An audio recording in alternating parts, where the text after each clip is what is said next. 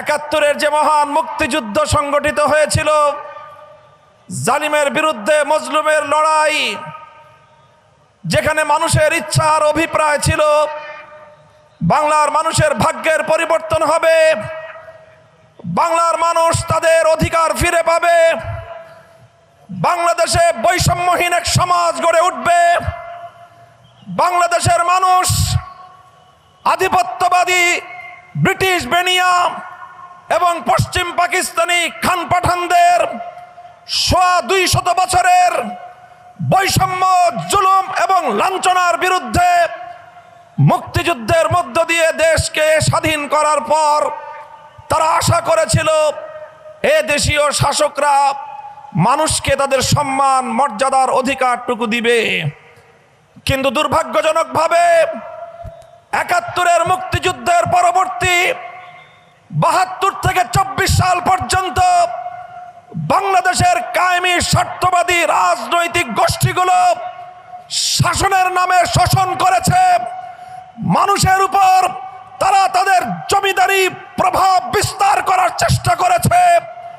তারা বাংলার মানুষের অধিকার খর্ব করে, ক্ষুণ্ণ করে বাংলাদেশে গুন্ডামি আর সন্ত্রাসের রাজনীতি বাস্তবায়ন করেছে। তাই বাংলার মানুষ আবার 2024 সালে জেগে উঠল। 24 সালে জেগে উঠল প্রতিটি শিক্ষাঙ্গন থেকে ছাত্র জনতা। স্কুল থেকে আমার ছেলেরা বেরিয়ে আসলো, কলেজ থেকে আমার সন্তানরা বেরিয়ে আসলো, বিশ্ববিদ্যালয়গুলো থেকে আমাদের ছেলেমেয়েরা বের হয়ে আসলো। আলিয়া মাদ্রাসা, কওমি মাদ্রাসা, সব ভেদাভেদ ভুলে গিয়ে রাজপথে তারা জড়ো হলো।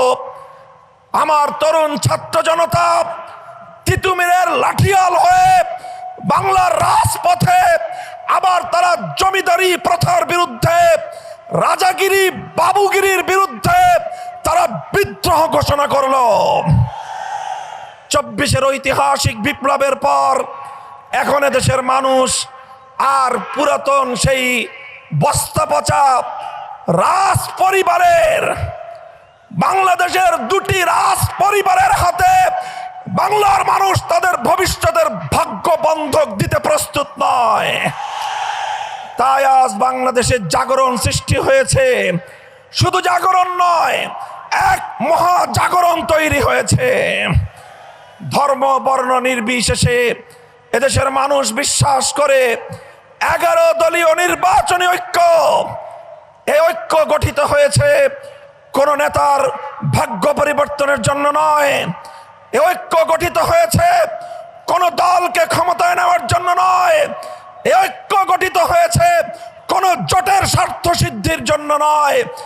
11 দলীয় নির্বাচনী ঐক্য গঠিত হয়েছে বাংলার 18 কোটি মানুষের কাছে তাদের অধিকার বুঝিয়ে দেওয়ার জন্যে। তাই আজ এই গণজোয়ার, এটা দেখে অনেকের মাথা খারাপ হয়ে গিয়েছে। এখন তারা পাগলের মতো প্রলাপ বকতে আরম্ভ করেছে। কি করবে তারা দ্বিধাহীন, তারা দ্বিধাদ্বন্দ্বে ভুগছে।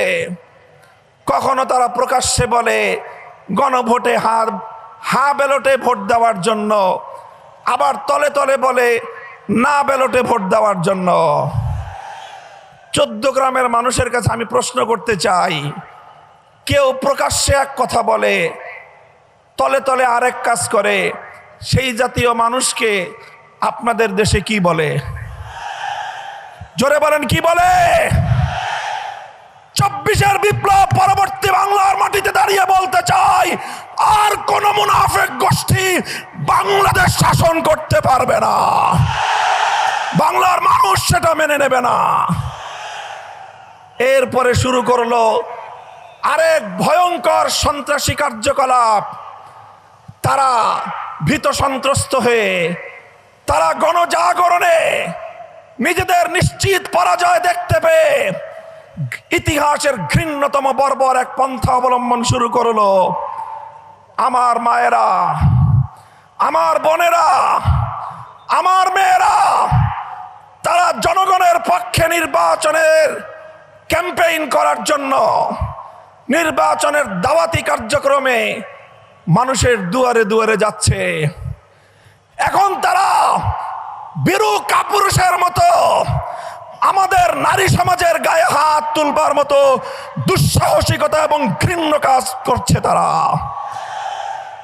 আমি ব্যক্তিগতভাবে একটা কথা বলি, আমি বলে যাই, যদি কেউ আমার মায়ের কোনো গায়ে হাত তোলার চেষ্টা করে, যদি কেউ আমার কোনো বোনের দিকে চোখ তুলিয়ে চোখ বড় করে তাদের দিকে ভিন্ন দৃষ্টিতে তাকাবার দুঃসাহস দেখায়, কেউ যদি আমার কোনো মেয়ের ইজ্জতের হিজাব নিয়ে টানাটানি করার চেষ্টা করে, আমি বলে যাই, সে হাত ভেঙে গুড়িয়ে দেবেন, সে চোখ উপড়ে ফেলবেন।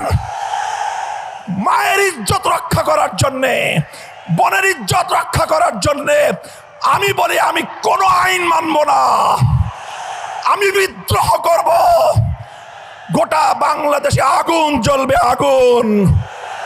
খবরদার, হুঁশিয়ার করে দেই, যদি নারী সমাজের গায়ে হাত তোলা হয়, তাদেরকে যদি অসম্মান করা হয়, যে আগুন জ্বলবে সে আগুন নিভানোর ক্ষমতা কারো হবে না।